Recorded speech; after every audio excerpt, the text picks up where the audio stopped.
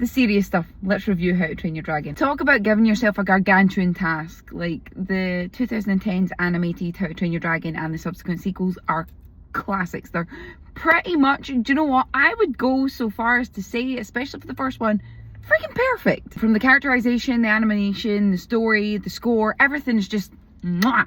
So to venture a live action 15 years later, they fucking nailed it. The best way I can summarise and describe this film is that it's the PS5 remake, somewhat kind of extended edition of the 2010 film. It didn't try to get too fancy and like give us stuff that we didn't really need. It didn't try to make itself like fully distinguished from the original material, because they know that that's what everyone likes and what they wanted to stay faithful to.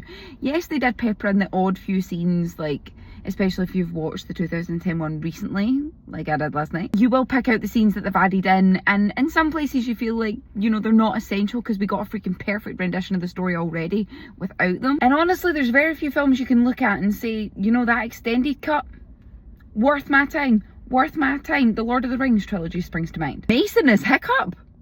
Holy hell! Like, not that I doubted the casting before, but they very much backed themselves up on that one. Perfect balance with like quirky and awkward, and then the moments of strength, the emotion, the physicality was amazing. Like, the image that's coming into my head is when Toothless draws the image in the sand and he steps on the line and he growls, right?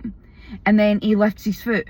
They make that movement just as dramatic. Like, the arms are up here, the legs coming all the way up, the head stucking down. Because you're telling this fantasy story, if you don't go a little bit, you know, excessive with your portrayal, it looks like you're trying to take something that's inherently unserious very serious, and it just doesn't work. I am so thrilled that we got Gerard Butler as Stoic.